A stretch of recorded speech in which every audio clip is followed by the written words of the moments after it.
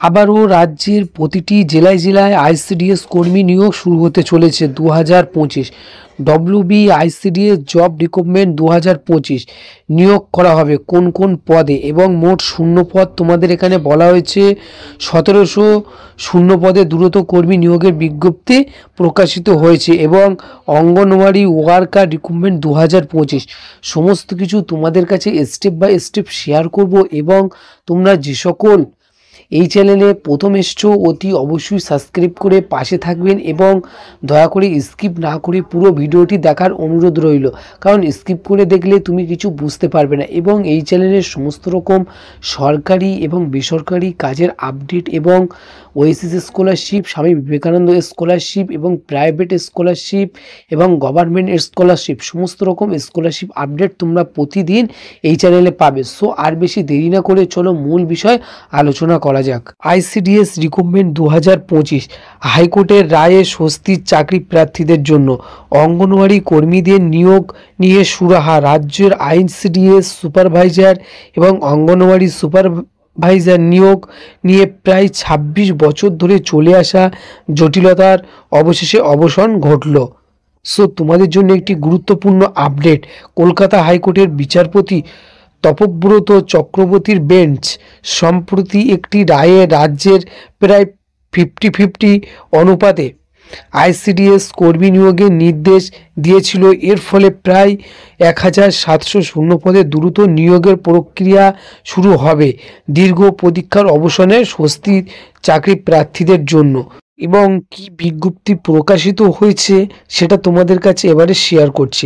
আদালতের যে নির্দেশ এসেছে 2019 সালের নিয়োগ বিজ্ঞপ্তিকে চ্যালেঞ্জ করে মামলাকারীরা কলকাতা হাইকোর্টে মামলা করেন। অর্থাৎ 2023 সালে 19শে সেপ্টেম্বর বিচারপতি লোপিতা বন্দ্যোপাধ্যায় একটি গুরুত্বপূর্ণ নির্দেশ দেন।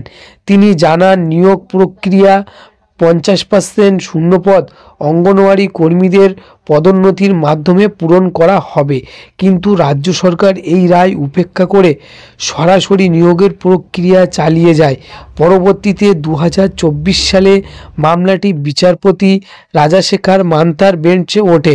অর্থাৎ মামলাকারীকে তাদের আইনজীবীরা আদালতে তুলে ধরেন যে কেন্দ্রীয় নির্দেশ অনুযায়ী 50% শূন্যপদে অঙ্গনওয়াড়ি কর্মীদের নিয়োগ করা বাধ্যতামূলক। এবং বিচারপতি মান্থা তার রায়ে জানান বিচারপতি লোপিতা বন্দ্যোপাধ্যায়ের আগের নির্দেশ বহাল রয়েছে এবং সেই নির্দেশ অমান্য করা বেআইনি। রাজ্য সরকারের 3458টি শূন্যপদের মধ্যে 1729টি পদ অঙ্গনওয়াড়ি কর্মীদের জন্য থেকেই পূরণ করতে হবে বলে আদালত জানিয়েছে। এবং প্রার্থীদের স্বস্তি ও ভবিষ্যৎ নিয়ে কি বলা হয়েছে এখানে তোমাদের যে আইনজীবী অর্থাৎ আইনজীবীদের মধ্যে এই রায়ের মাধ্যমে অঙ্গনওয়াড়ি কর্মীদের দীর্ঘদিনের দাবির প্রতি সুবিচার করা হলো। রাজ্য সরকার যদি দ্রুত এই নির্দেশ অনুযায়ী পদক্ষেপ নেয় তাহলে শীঘ্রই 1700 শূন্যপদ যে খালি আছে শূন্যপদ আছে সেটা খুব তাড়াতাড়ি তোমাদের জন্য আপডেট হতে চলেছে, খুবই তাড়াতাড়ি তোমাদের জন্য রিক্রুটমেন্ট হতে চলেছে। এবং নিয়োগের প্রক্রিয়া নিয়ে এতদিন ধরে চলে আসা জটিলতার সমাধানে প্রার্থীদের মধ্যে নতুন আশার সঞ্চয় হয়েছে। অর্থাৎ তোমরা যারা অধীর আগ্রহে অপেক্ষা করছিলে তোমাদের জন্য অবশেষে একটু স্বস্তির আপডেট এসছে। এখন দেখার বিষয় রাজ্য সরকার এই নিয়ে কবে বিজ্ঞপ্তি প্রকাশিত করে। তবে বিজ্ঞপ্তি প্রকাশিত করলে অতি অবশ্যই তোমরা আমাদের এই চ্যানেলে আপডেট পেয়ে যাবে, পুরো লেটেস্ট আপডেট পেয়ে যাবে। এবং কেন্দ্রীয় নির্দেশ মেনে অঙ্গনওয়াড়ি কর্মীদের অধিকার সুরক্ষিত করে, অর্থাৎ সর্বশেষ যে আপডেট ছিল অঙ্গনওয়াড়ি কর্মী নিয়োগের বিষয় সমস্ত কিছু তোমাদের কাছে শেয়ার করলাম। কাজেই যদি একটু কাজের মনে হয়ে থাকে দয়া করে সাবস্ক্রাইব, লাইক এবং কমেন্ট করতে ভুলবেন না। আবার নতুন কোনো আপডেট এলে অতি অবশ্যই তোমাদের কাছে শেয়ার করব। আজকে এখানেই শেষ করছি। তোমাদের সময় অনেক অনেক ভালো কাটুক।